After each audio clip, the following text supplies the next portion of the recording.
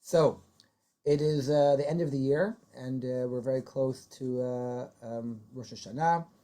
And obviously, I chose to give a shiur today with a certain message or idea about Rosh Hashanah, and trying to understand a little bit about something that always bothered me about Rosh Hashanah, or challenged me. I would say not bothered, more challenged me Rosh Hashanah, and I want to share these thoughts and feelings today with you all.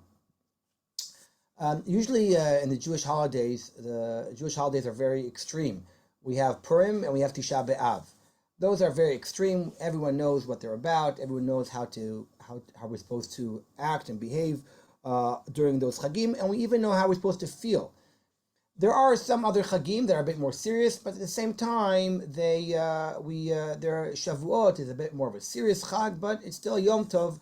And as a Yom Tov, we celebrate and we eat and we drink and we have a nice meal. Rosh Hashanah seems to fall somewhere in the middle, and the truth is that many times I think many of us, and I'm talking about myself right now, it's not very clear how we should treat Rosh Hashanah exactly. You know, in Israel, the past few years, I don't know, when I was a kid, this never happened, but in the past few years, it's becoming more and more common to smell barbecues on Yom Tov. On Sukkot, it's becoming very popular, even on Pesach. When I was a kid, I don't recall anyone making a fresh barbecue on Yom Tov. Please correct me if I'm wrong. But today in Israel, you walk around Alon Shavuot, the whole place stinks of barbecue on Chag Sukkot. If I'm not mistaken, people started doing this on Rosh Hashanah. I said something to my wife as a joke, about Rosh Hashanah having a barbecue. She looked at me like I'm crazy. Right, because barbecue is associated with real kind of chagiga, and Rosh Hashanah is not appropriate. It's Yom Hadin. This kind of contradiction and complex message, I think, can be felt in the Shulchan Aruch, where he discusses whether or not you're allowed to fast on Rosh Hashanah. No one would even think of fasting on any other Yom Tov except Yom Kippur, obviously. And Rosh Hashanah, we have sources that discuss the possibility of fasting on Rosh Hashanah, and on the other hand, it's a Yom Tov, Ochel Nefesh. You're allowed to. Not only are you allowed to cook, you're supposed to eat a meal because it's a Yom Tov, and yet Shulchan Aruch in Siman here in front of me, in Siman Taf Kuf Tzadik Zayin, discusses Ha'im mutar litanot beRosh Hashanah. And he says, "Ochlim v'shotim usmechim ve'ein mitanim b'Rosh Hashanah." He says, "Yesh mekomot shekabala b'yadam." That if mishemergil litanot b'Rosh Hashanah ve'ino mitane, meaning he brings a minhag of people to fast, and he has to have a whole siman to explain to us why you shouldn't fast. I'm not familiar. I didn't really check it, but I don't think there's any siman in the Chot Pesach or Shavuot discusses the possibility of why you shouldn't be fasting. It's not even a Hava Amina who thinks that you should be fasting on those Chagim. So you see that we have this kind of mixed message. On one hand, it's a Yom Tov. On the other hand, it's Yom Hadin. So I would like to try to talk a little bit about this stira, this little bit contradiction that we have through the Shofar. I'm going to mention some ideas that are probably, some of them are a bit well known, but I would like to go learn them a little bit from the inside. I have here a source sheet, which I would like to, I'll put on in a few minutes. How is a shofar a symbol of yirah, of fear? Well, I remember when I was in yeshiva, our Rebbe gave us a job to do, and he gave us a list of all the places in Tanakh where shofar is mentioned, and going through all the stories in Tanakh where shofar is mentioned, it's very clear that when you heard the shofar during biblical times, it automatically created a sense of fear, because you knew that the army is coming, and the king who is supposed to lead the army, right? The Rambam in Hilchot Melachim calls it Hilchot Melachim u'Milchamotehem. The king is always associated with the army. When you hear the shofar, it's the army coming with the king. It's very clear. I always, whenever I say this idea, I like to to tell a story about a friend of mine who was an officer in Sanchani, paratroopers. He was in Lebanon once under a very heavy mortar attack. And then later on, when he was in front of his chayalim, once in Tironut, he was talking to his chayalim, and suddenly someone whistled in the background. And he heard the whistle, and without even thinking twice, he jumped on the ground in front of the whole platoon. And they thought the guy's crazy. What's he? And it's because the association with the whistle that reminds him of Lebanon, of a mortar attack that made him suddenly get so scared. In today's world, we would compare it to a nazaka, and a siren going off. No one needs to explain to us the meaning of a siren, and they didn't need to explain to anyone in the time of the Tanakh the meaning of a shofar. The shofar when Torah tells us to blow a shofar on Rosh Hashanah, it doesn't really say shofar, it says we have to blow a voice, Torah, but we learned that we have to blow a shofar on Rosh Hashanah. We don't need to ask what the meaning of the shofar is. Maybe today when it's very artificial for us, but in the Tanakh days, if the Torah told us to blow a shofar, no doubt it meant a sense of yira, of fear, that Rosh Baruch Hu is coming, the Melech is coming. And that's why I think that the beginning point of Rosh Hashanah is naturally a day of fear, a day of Eimah, because it's associated with the most simple meaning of what the shofar is all about. I would like to therefore move on and try to prove that throughout Jewish history, the shofar has become a symbol of ahava. And that I think we can see very clearly in, one second, I'm just going to share my source sheet here.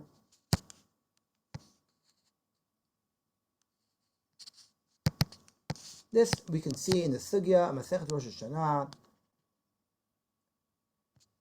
in the following way. The Gemara Masechet Rosh Hashanah has a machloket. I'm not going to go into the whole Gemara, but the Gemara has a machloket. The Mishnah has a machloket. What is the correct shofar to be used on Rosh Hashanah? If you look at your source sheet on the top, you'll see the Mishnah has a machloket whether or not the shofar of Rosh Hashanah is supposed to be of a Yael, or Rabbi Yehuda says B'shel Zcharim, which is an Ayal, which we call a ram. A Yael is probably today what we would call a Tzvi Eretz Yisrael, an animal that has short little horns, and what's special about those horns is that they're straight. However, Rabbi Yehuda says Tokin B'shel Zcharim. A Zachar is a ram, a Nayal, and as we know, his horns are very curvy.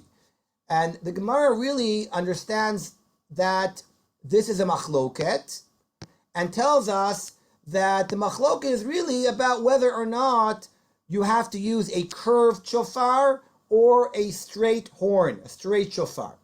Very strange, because what would it make a difference? If the shofar is kasher, it should be good enough. Why do we care if it's curved or not? In fact, the Mishnah before this Mishnah tells us the famous statement, "Hakol kol hashofot ksherim chutz mishel para." The Gemara tells us that all types of shofar are kosher except a para.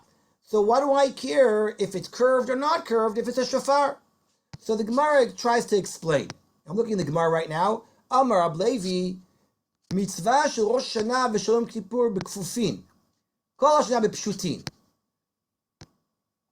So the Gemara says, Rab Levi, basically, what are you teaching us? You're saying the same halacha of Rabbi Yehuda. You hold, like Rabbi Yehuda, that in Rosh Hashanah, you have to have a bent shofar, a kafuf shofar. And the Gemara says, V'leima hilchot Rabbi Yehuda. The Gemara says, no, he couldn't say that, because if you have said halacha Rabbi Yehuda, I would have thought that he would hold, according to Rabbi Yehuda, also in Yovel, on Yom Kippur, on Yovel, there's also machloket what you blow. But he was only referring to the shofar of Rosh Hashanah. So the Gemara now asks this question. Fine. So we have a machloket, what shofar to use on Rosh Hashanah. B'mai kimiflege. What's the machloket? Mar savar beRosh Hashanah kama diktayif inish date tfei me'ale. However, Mar savar Rosh Hashanah kama de pashit inish date tfei ma'ale. Very strange. The Gemara says that the machloket here is what is the right kind of mindset that a person should have on Rosh Hashanah. Kama de kaif inshi date is better. Is it better for a person to be bent over and his mindset should be kind of bachna'ah, bowing down, and therefore it's preferable and correct to blow the shofar from a bent shofar, from an ayal? Or the other person holds of the Mishnah, no, kama de pashit inish date tfei ma'ale. The more straight and forward you are, the better it is. And therefore the shofar has to be a shofar that's straight. At first glance, this Gemara is a bit strange. What does it have to do with how a person should be and how the shofar is structured? The structure of the shofar is one thing, and how a person should be is something else. By the way, you might suggest that the Gemara here also might be debating of how we stand before God on Rosh Hashanah.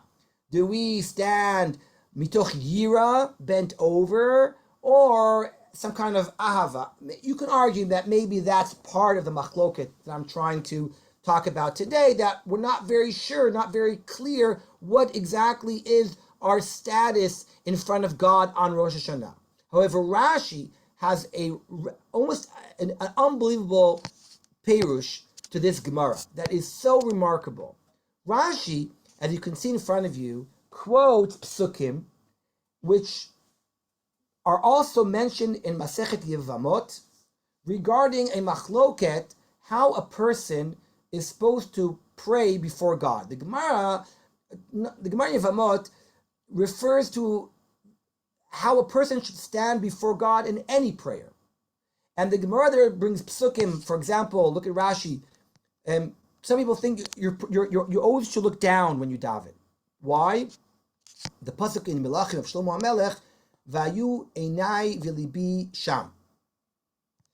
A person's eyes and should look down, down to the Beis HaMikdash. You should look at the Mikdash when you pray. However, there's a pasuk in Eicha that says, Mishum nisal ravenu el kapayim. A person should face the heavens when he prays. It's a machloket about prayer, about how a person should stand, where should he look, up or down in prayer. And Rashi connects our Gemara to this machloket. What's the idea of Rashi? It seems that Rashi is telling us that the machloket is not about shofar. The machloket is about tefillah, meaning our Gemara, our Mishnah to be exact, our Mishnah that's arguing whether or not you should use a bent shofar or a straight shofar is the same machloket that appears in Yevamot of how a person should pray. And why is that? And this is a famous idea of Rabbi Soloveitchik, and it's mentioned in many places. Rabbi Soloveitchik explains that the machloket here is how should you use a shofar on Rosh Hashanah, because a shofar is like a prayer. Not like, it is a prayer. Rabbi Soloveitchik explains that the purpose of the shofar is to pray. And the same way, there's a machloket in Masechet Yevamot, how a person should stand before God. Should he be bent or should he be standing straight? The same machloket is about the shofar, because the shofar is the person praying right now. Just imagine the shofar is a person who is expressing voices through himself, and these voices are actually prayer. And therefore, the same way we have a machloket how a person should pray to God, we have a machloket how the shofar should pray to God. I think it's, by the way, it's an unbelievable perush of Rashi. How Rashi explains that this machloket is not about shofar, it's about prayer. Everyone agrees that a shofar is a prayer. The question is, how should you pray? And therefore the machloket is here also. This idea of Rav Soloveitchik has been mentioned in many, many different places. I want to develop it a little bit more. The Ramban and Rashi have a very important machloket that has interesting ramifications till today, the way we pray on Rosh Hashanah. And that's the machloket of what is the relationship between the shofar and tfilat musaf. Small introduction. We today blow many, many kolot of shofar, and we usually break them into two sections. What we call me'umad and miyushav, even though the Rishonim argue which should be called which, the minhag of Am Yisrael is to call the first 30 miyushav, because theoretically you can sit down then, even though, by the way, no one sits down. Have you ever seen people sit down for the 30 shofar? I haven't seen that. But theoretically you can. It's more it's more in order for us to understand that the next part of the shofar blowing is me'umad, because it's done in tfilat ha'amidah, when we're standing up and davening Shmoneh Esrei. The big question is, and it's a great question, which are the real d'oraita shofar? When are we really yotzei shofar? Because as we know, we don't have to really hear 100 kolot. What we have to, according to the Torah here, is 30. Why 30? Because the Torah mentions trua 3 times. Every trua has a tkiya before. That 3 times 3 is 9. We're not sure what a trua is, if it's a shvarim or if it's a trua. That's already 18. And then it might be a shvarim and a trua. That's another 12. That's 30. So you have to hear 30, right? If someone is sick, someone doesn't feel well, sometimes going to shul, we blow 30. However, as we know, during the generations, we added more and more kolot. Some shuls do more than 100. I grew up, by the way, where I grew up, they always blow 101. That's how they calculate it. Some people do 100. But the question, and it's a very good question, what are the real original 30? Are they the ones that we blow right after Kriyas Torah? Or are they the ones that we daven in the Shmoneh Esrei? And by the way, it's a big nafkamina, right? If you can make only one, which one should you go to? There's an interesting nafkamina about talking in between, right? Every shul, usually the rabbi gets up and says no one should talk in between the first 30 and the last, because the hefsek. If the first 30 are really the d'oraita ones, maybe you can talk afterwards, not a hefsek, right? By the way, we have these questions in a few other situations. We have the matzah on Pesach, right? We have a big machloket rishonim. What is the real matzah? Is the real matzah that we eat in the beginning of the Seder, or the afikomen, which is the matzah d'oraita? Big machloket rishonim. It's a very similar machloket in the kind of the structure, in the model of having two kiyums of a mitzvah and not being very clear which one are we actually fulfilling on a d'oraita level. So this is the machloket rishonim.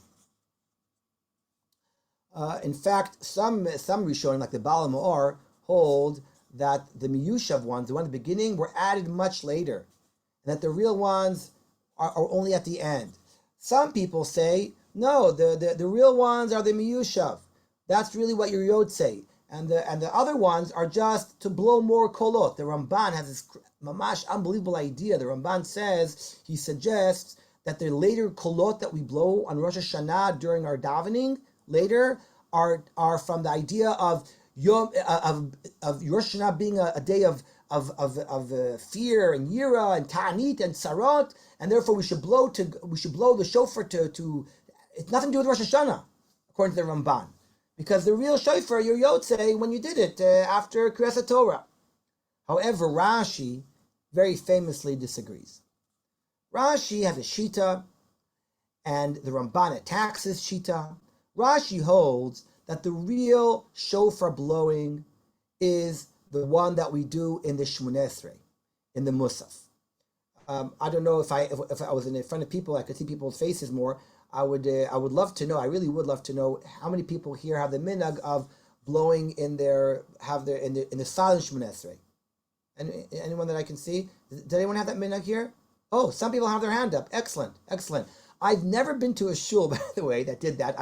I want to do it one year. I want to experience it one year because I think it's a beautiful idea.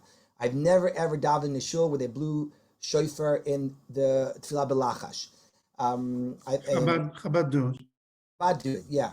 I heard that. I think other shuls do it too, besides Chabad. I think it's in all the machzorim, in many Ashkenaz machzorim, it brings both options, right?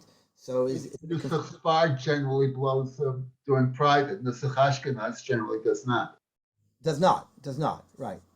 Even though in the Ashkenaz machzorim, the Sfarad machzorim, I'm sorry, they have, it says, some people blow the shofar here, belachash. So, and they have a Homarat Olam in the lachash because of that. I remember when I was a kid, I remember I was confused. Why is Homarat Olam in Tefillah belachash? They say there's something about Kiyas there. Anyway, so Rashi holds that that's a real shofar. Why? So Rashi Shita can be found in I think in two places. One of them is on the Chumash. The Torah tells us that on Rosh Hashanah we must do Zichron Trua. It's a very strange phrase. Zichron Trua. The Torah could have said Trua. The Torah could have said, this day you should make a voice of a Trua. We're not sure what a Trua is, but we know a Trua is a voice using a horn, using a shofar. What is the word zichron? Rashi was bothered by the word zichron.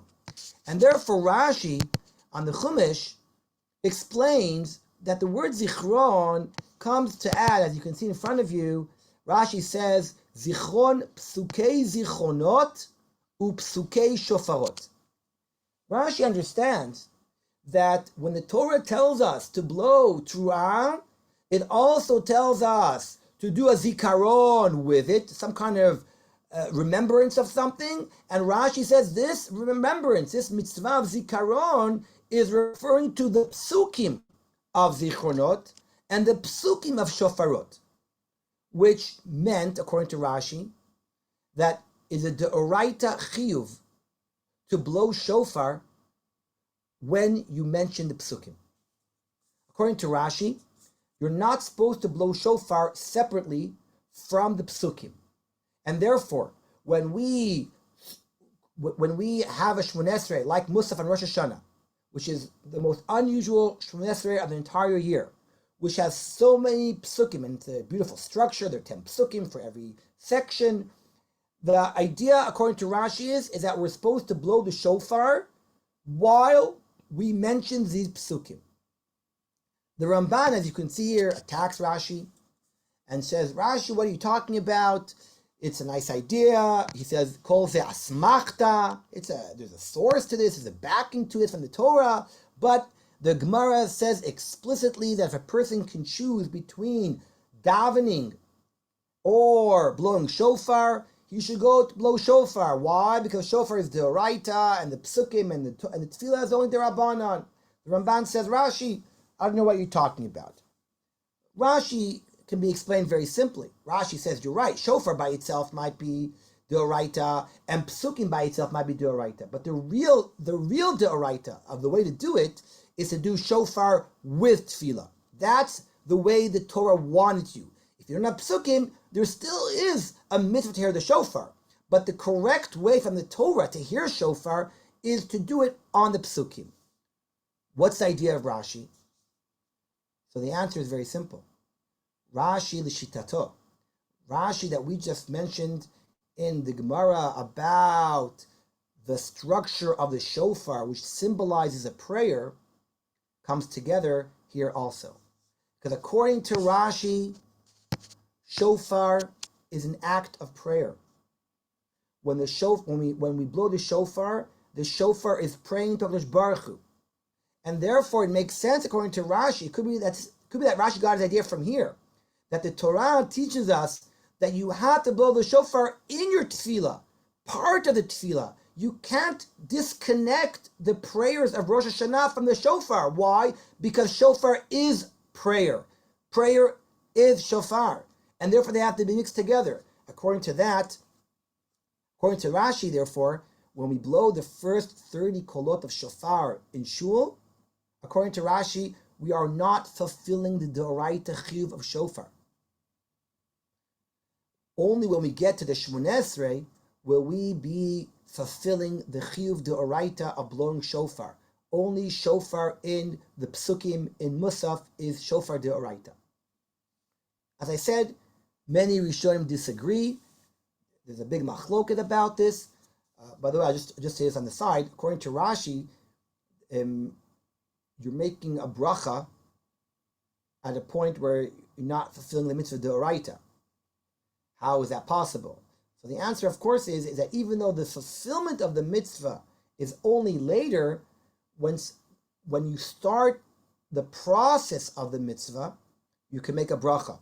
And that would answer the same question that one would have about eating matzah the night of Pesach if you hold, like the Rishonim who hold that afikomen is the chiv d'oraita.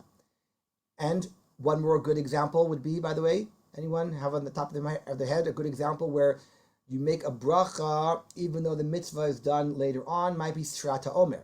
If you hold that Sfirat HaOmer, the mitzvah is only done after 50 days, the full mitzvah, then the mitzvah, the bracha though, is already being said earlier on because the process begins. In the words of Rav Soloveitchik, the bracha is being done on the Maaseh mitzvah even if the kiyum is done later on. That's how I remember my father explaining this to me many years ago.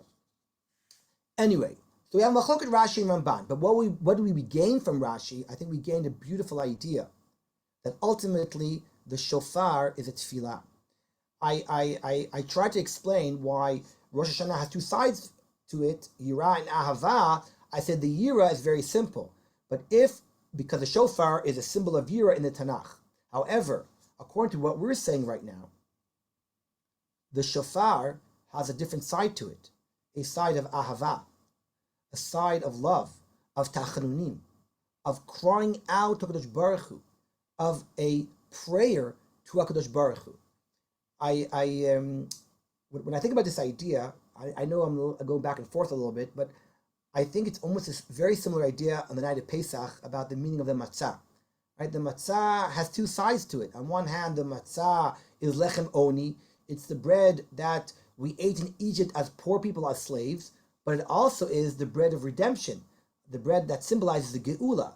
The same matzah during the night of Pesach turns from lechem oni to a lechem of geula. And I would like to suggest that the similar idea happens on Rosh Hashanah. I'm not sure exactly the same way, but in a similar way where the same shofar symbolizes the two different aspects that we have that are somehow mixed up together on Rosh Hashanah, the Yira and the Ahava. And perhaps what we're trying to do is we're trying to move from Yira to Ahava. We say this in the davening, right? We say, Hayom Harat Olam, Hayom Mishpat, im kevanim, im ka'avadim. On Rosh Hashanah, we really feel that we're not sure. Are we like slaves, standing as if with our heads down before God, or like banim, where we can be a bit closer to Kadosh Baruch Hu because we're like His children? Im ka'avadim, im kebanim. Is shofar a symbol of yira, or a shofar a symbol of ahava?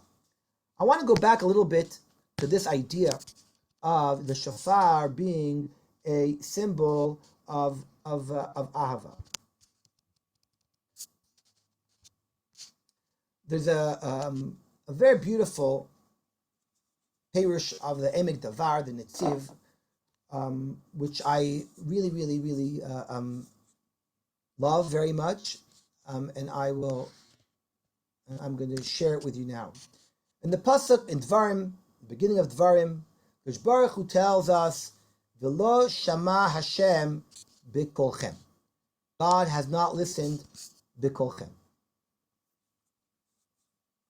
Says in Netziv the following: Shnei ofanei tfilot heima hamitkablim lifnei Hashem. There are two types of prayer that are received before HaKadosh Baruch Hu. Echad misheino yachol lesader. I think it's a mistake there. It's yachol. Oops, sorry, 1 second. Lesader tfilato b'lashon tzach kemedaber lifnei hamelech. Some people don't have the possibility, the talent to prepare their tefillah, to write their tefillah, to express themselves in a way that you should when you come to talk to the Melech. Aval mikol makom, kevan shetzoek minehamat halev, bimrirut, HaKadosh Baruch Hu shomea tefilato. You don't need sometimes words when you cry to HaKadosh Baruch Hu. ועל זה כתיב, אהבתי כי ישמע השם את קולי תחנוני. פירוש, הכל לבד, בלי הצעת דברים. הימה תחנוני. ובשעת יציאת מצרים כתוב וישמע את קולנו. Sorry. היינו הכל לבדו. When we left Egypt, Am Yisrael were never taught how to pray. They never learned prayer. And you know what? There probably was no prayer. There was no siddur yet. However, Baruch Hu said, I heard your voice. The voice is sometimes stronger and greater than the tefillah itself. Ve'al zeh amru chazal rachmana liba bai. I'm sure people are familiar with this sentence because the Hasidim of the 18th century, this became one of their slogans. Rachmana liba bai, because Baruch Hu wants your heart. Well, you mumble your tefillah, you say your tefillah, you say the words without meaning. Because Baruch Hu wants the heart. ובזה האופן שמבקש חכמים במהירות הלב אמרו תפילה בכל לשון. והרי זה, I'm skipping, כמי שבא לפני מלך בשר ודם.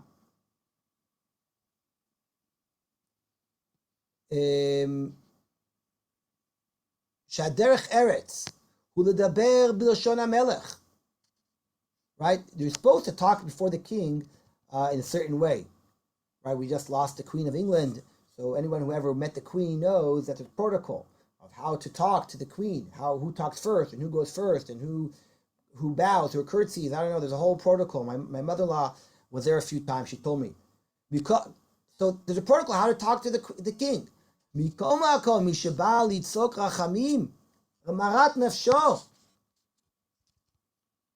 אין מלך של חסד מקפיד עליו, ושומעו בכל לשון שהוא מדבר, ונוח לפניו לפרש מרי שיחו. כך הקדוש ברוך הוא רב חסד, אף אגב, שאין דרך ארץ מלבקש מלפניו כי אם בלשון הקודש. Right? The correct way is to pray to Kadosh Baruch Hu בלשון הקודש. בלשון שהקדוש ברוך הוא מדבר, מכל מקום, מי שבא במרי שיחו, ונוח לו לפרש בלשון חול, הקדוש ברוך הוא שמעו בכל לשון. אבל יש תפילה שאינו באה בנורות הלב, כי אם בכן ערך שפתיים, בשביל אחר וכדומה, אז ודאי אינו מדרך ארץ כי אם בלשון הקודש, כמו הבא לפני המלך בשר ודם. וכאן היה שני אופנים, והיינו דכתיב ולא שמע השם בקולכם. This beautiful netziv, I was once in a shir when it was used by Rav Moshe Lichtenstein to explain Tachanun. He wanted to use this netziv to explain why the two sides of tefillah are tefillah in words and Tachanun right after tefillah, which is attached to tefillah, which is more the crying. But I think it can also be used in this association that Rosh Hashanah, Yom Kippur, Slichot, we daven so much, and yet the shofar is always there from the beginning to the end. We blow the shofar the first day of Elul, and we blow the shofar at the end of Yom Kippur. It somehow is parallel to the days of prayer, because it's suggesting that there are two different types of prayer: the prayer with words and the prayer above words. Chazal teach us based upon the psukim that Kadosh Baruch Hu created the world by speech. Ba'asara ma'amarot nivra ha'olam. Vayomer Elokim yi or. Because Kadosh Baruch Hu, in his speech, created the world. We know that Kadosh Baruch Hu created this world b'tzimtzum. In order to create this world, he had to mitztamtzem. Words, by definition, are always mitzumtzam. You can never describe a feeling more than the letter or the word that's describing that feeling. However, a voice, a cry, is not mitzumtzam. It goes beyond the word. And that, I think, is the other side of the shofar. Not yira, but ahava, tachanunim, crying out to Baruch Hu. By the way, this machloket, we can find it also b'chal about tefillah, right? Is tefillah korbanot, or tefillah is avot? Tefillah Korbanot means that there's a very set order of how to pray, when to pray, what to pray, which has an advantage because it keeps us going every day and we're never stuck. We always know what to do. On the other hand, there's an element of yira, of fear, because you can't really go do what you want. There's a very strict order of how to do it. And the other side is of avot. Our forefathers felt like banim to Baruch Hu. They didn't feel that they had to stick to a certain text or a certain order or when to say prayer. This kind of complex, I think, is a big part of all our religious experiences. When we're not really sure about our relationship with Kadosh Baruch Hu, is mitoch ava, mitoch yira. And the shofar here, I think, as I said before, has this element of ava because it's a tool of prayer. I'll continue this a little bit more. Rav Soloveitchik explains the meaning of a shofar at the end of Yom Kippur. We know that probably the historical reason for why we blow shofar at the end of Yom Kippur is because Zecher LaYovel. On the Yovel, they used to blow the shofar on Yom Kippur. Even though that's probably the correct reason, it's very strange because that was done every 50 years and we do it every end of Yom Kippur. Soloveitchik suggests that the shofar at the end of Yom Kippur is exactly what we just said now.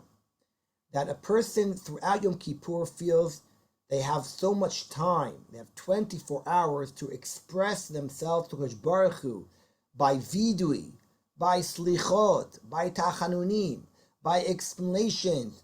The tefillah goes on and on and on and on. And then, says the Rav, a person comes to Ne'ilah and suddenly he feels the pressure. Oh my gosh, the gates of heaven are closing.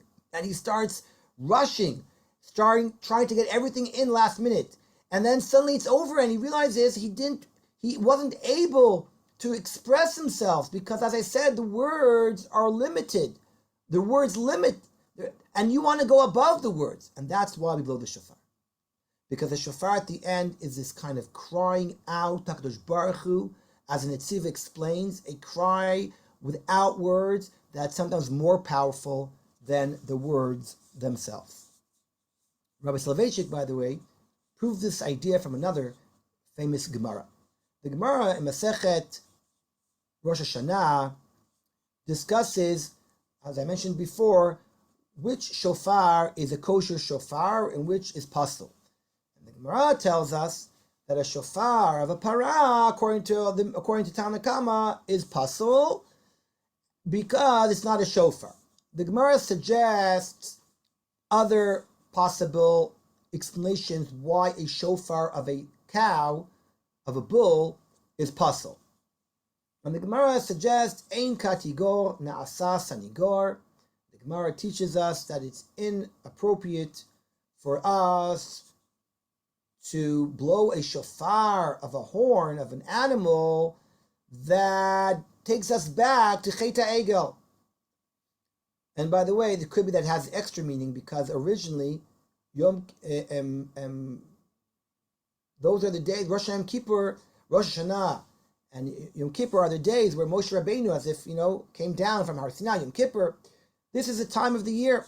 It's that we're trying to do tikkun for Chet HaEgel.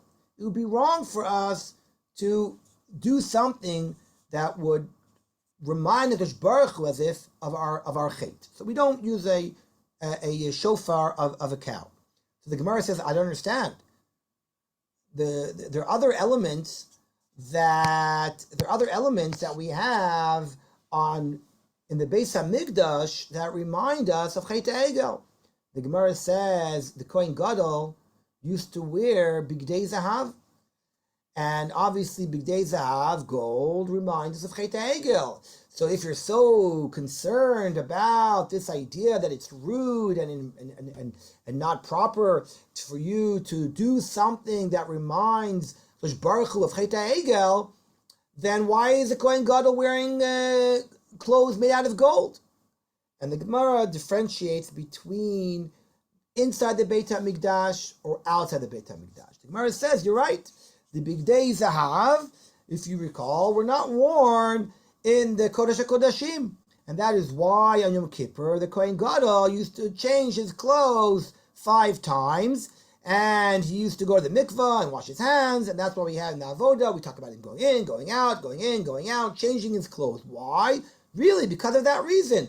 It's not appropriate for the Kohen Gadol to wear Bigdei Zahav in Kodesh Kodashim. So the Gemara says the obvious. But a shofar is not blown inside Kodesh Kodashim.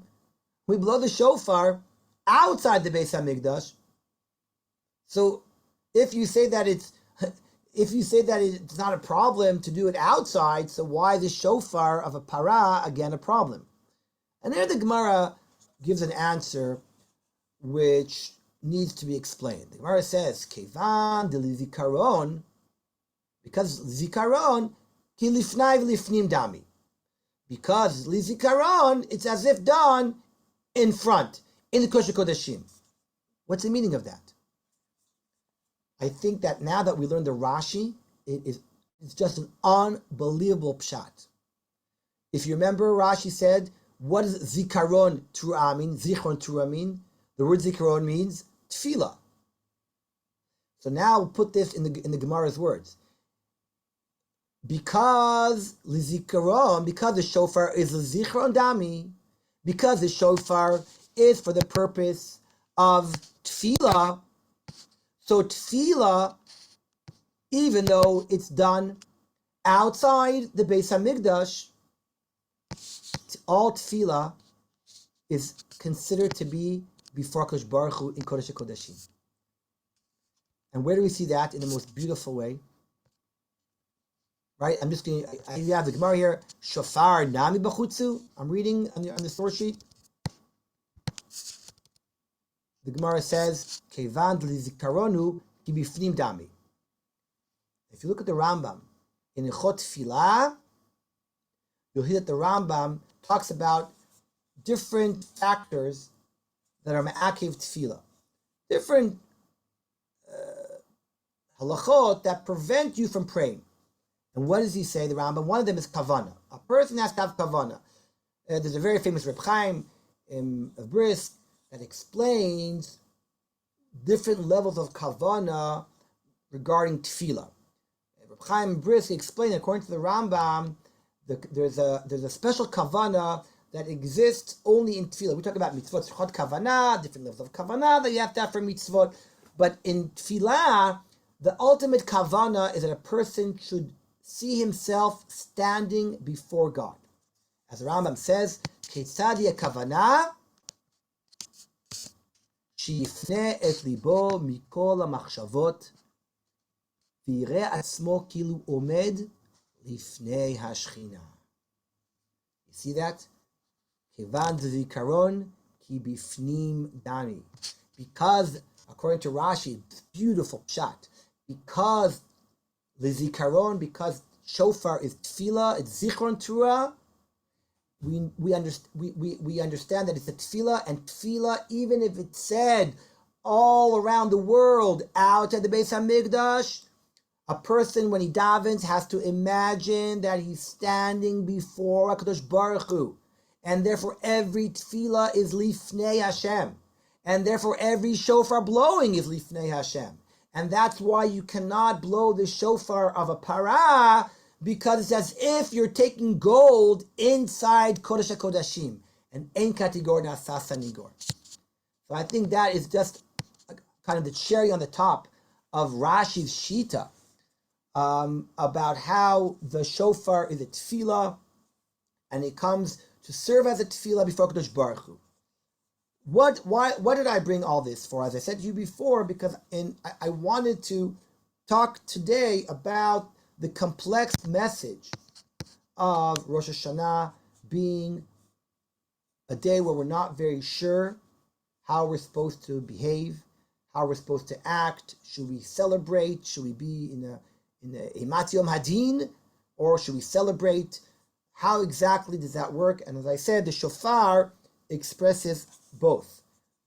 However, as I suggested before, I think that the ultimate goal of Rosh Hashanah is to somehow combine these two elements together. And if you think about it, That's exactly what we're doing on Aseret Yimei Tshuva.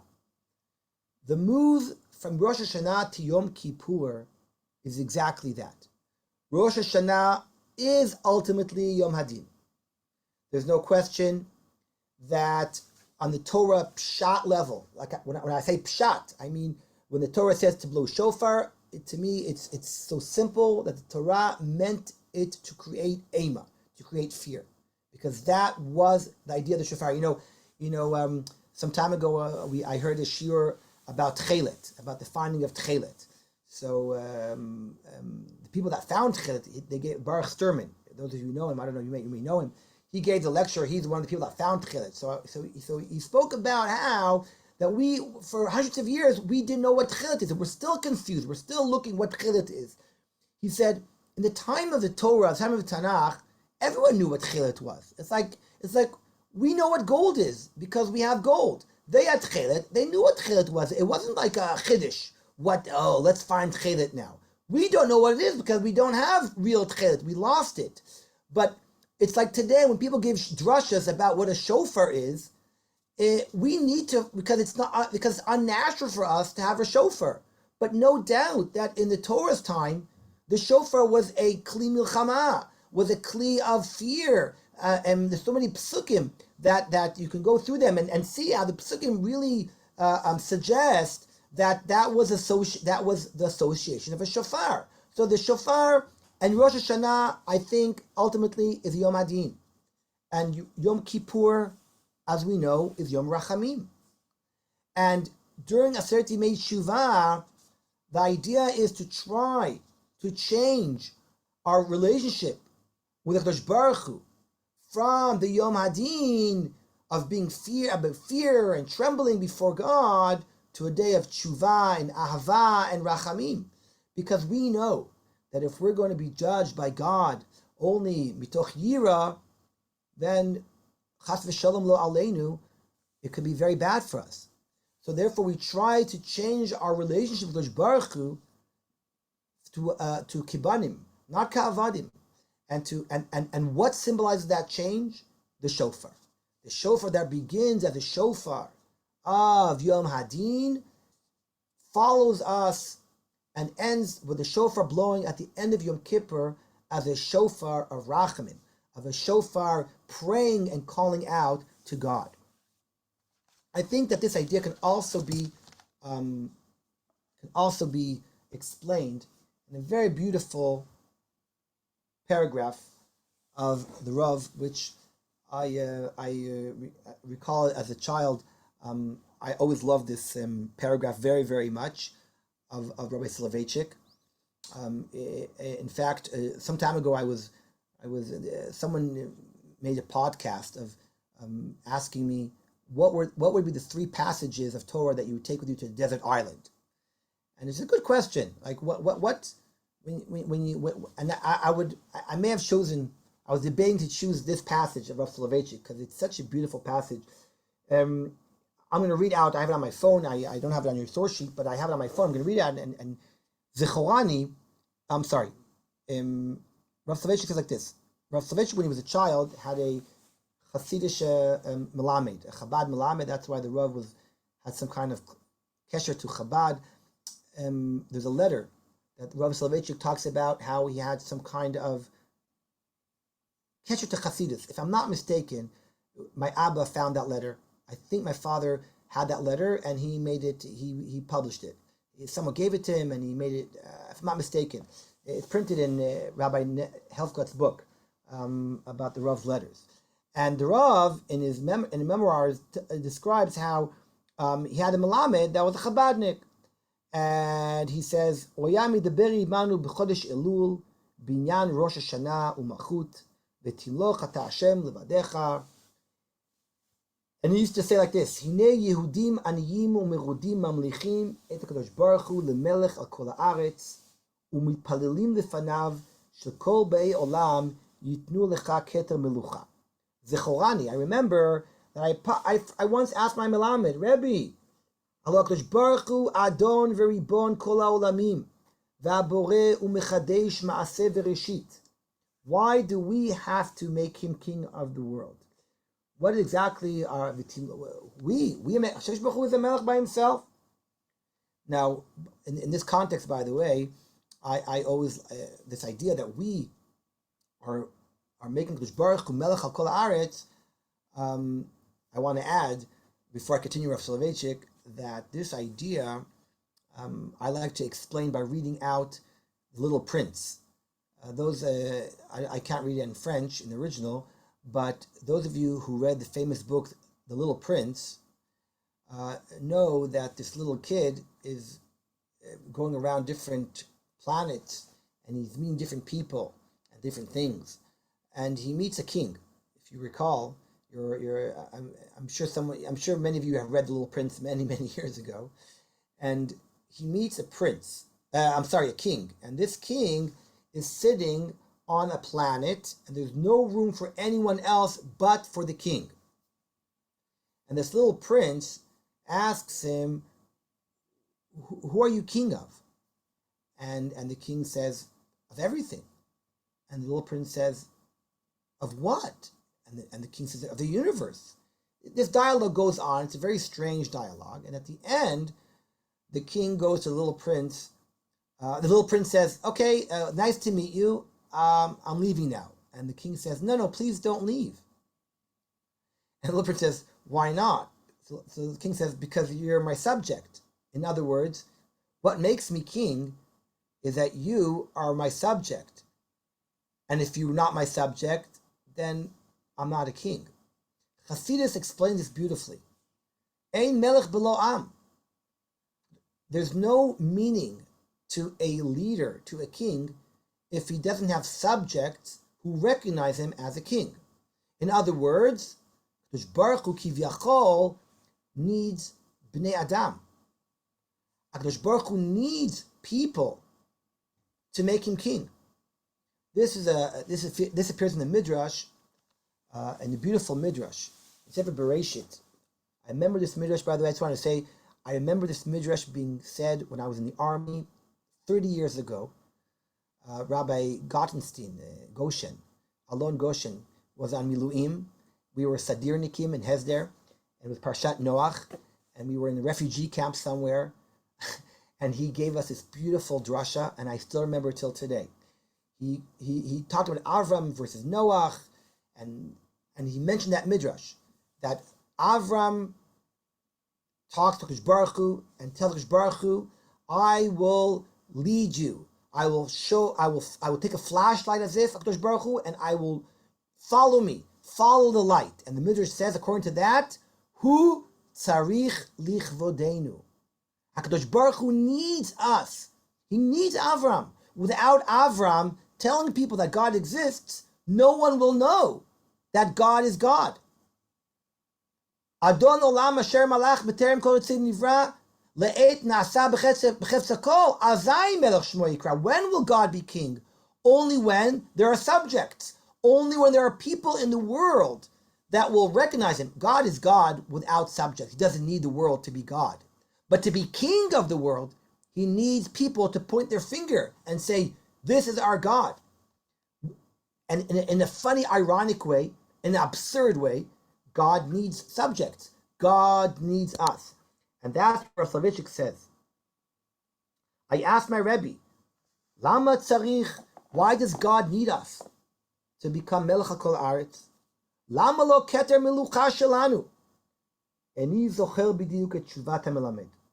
Ach zachur li shebetoch tshuvato haya kalul HaPasuk Melech Asur Berehatim in Shir HaShirim. HaMelech Asur Be'azikim. The king is in cuffs. He's tied. Says Rabbi Soloveitchik, Achshav mesigani, now I understand, Mashelo hevanti az ki yeled. Achein HaKadosh Baruch Hu nimtza be'olam hafizi ube'ikum hagadol. Kadosh Baruch Hu exists out there. Kadosh Baruch Hu creates, does whatever he wants. But ulam mevakeshu shebetoldoteinu niyeh anachnu hayudim korei shemo. He wants us Jews to be the ones who are carrying his name. Nosei hamasa v'ne'evakim leman yaduteinu. HaKadosh Baruch Hu oneh lanu ומצפה שיהודי פועל תחילה ואז יתערב. Baruch Hu wants us to reach out to him. He needs us. He wants us to be the ones who are active in this world.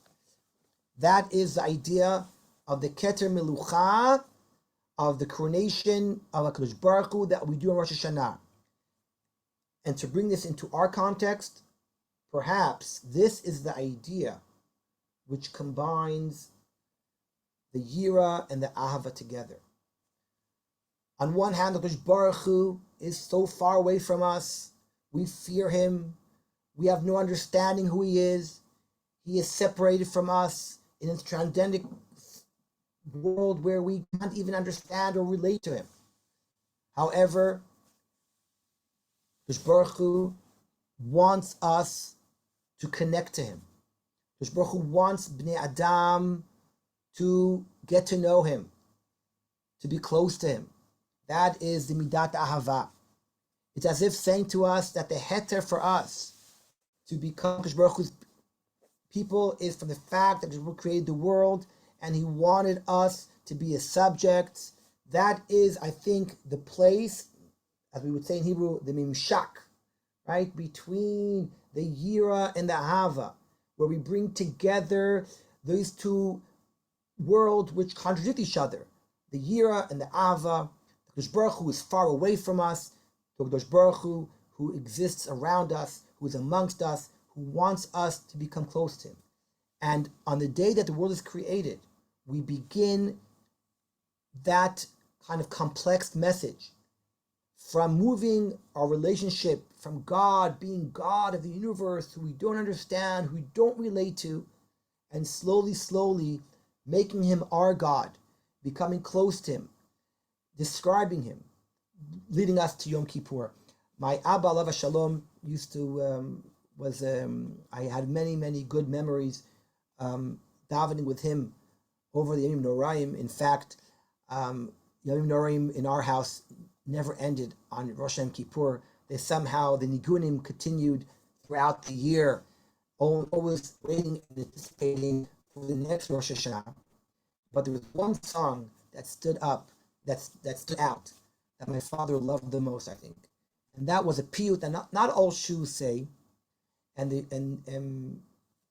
V'ratzita shevach ve'avita tihila.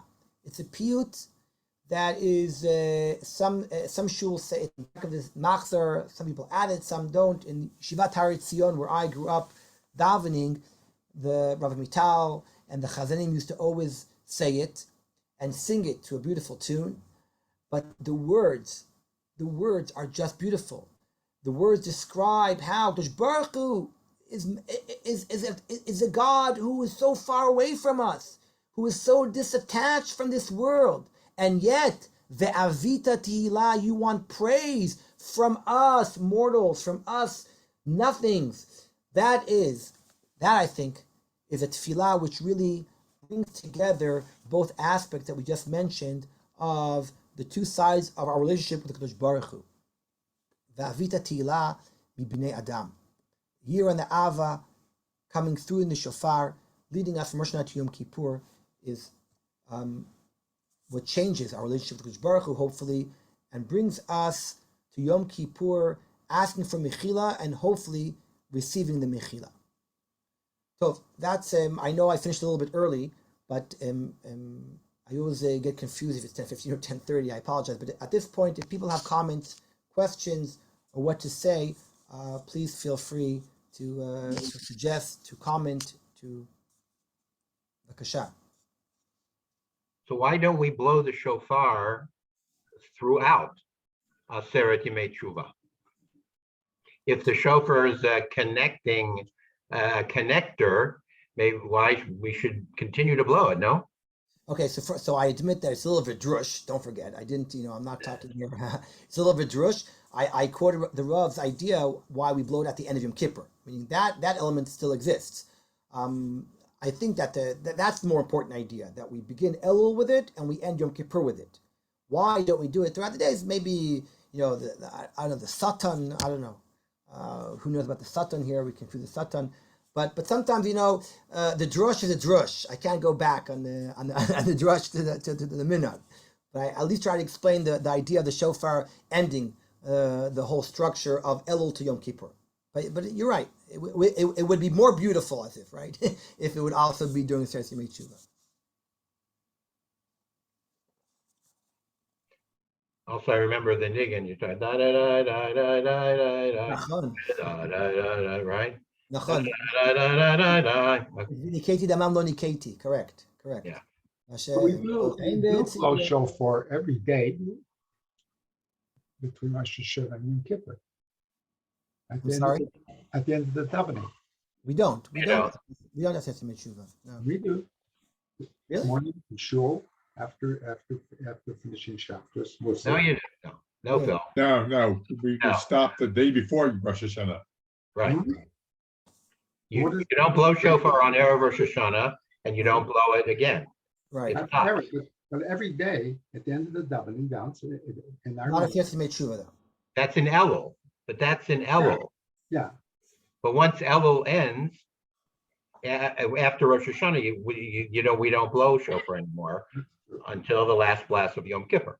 Right. So there's blowing it. By the way, if I'm not mistaken, And then the Ramah brings a minhag to blow shofar twice a day.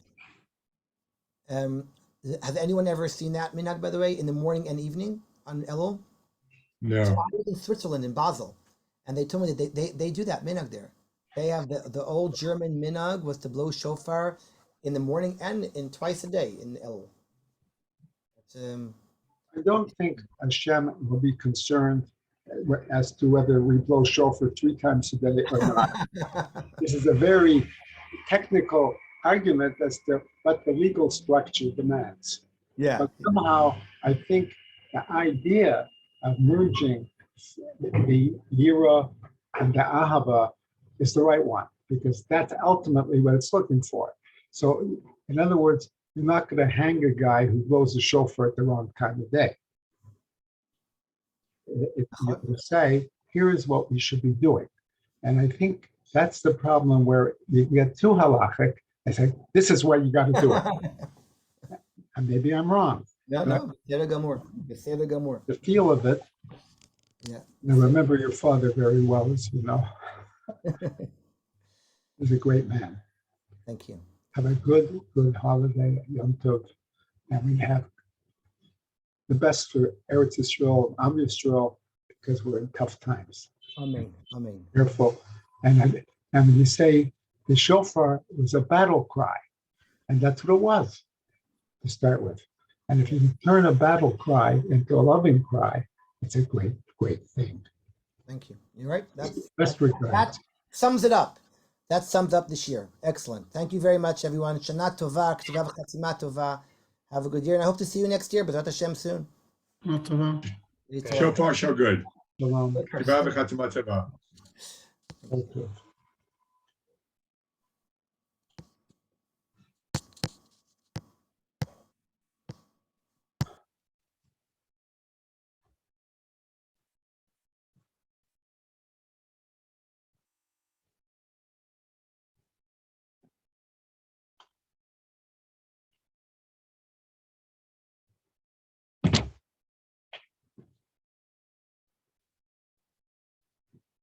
There you go.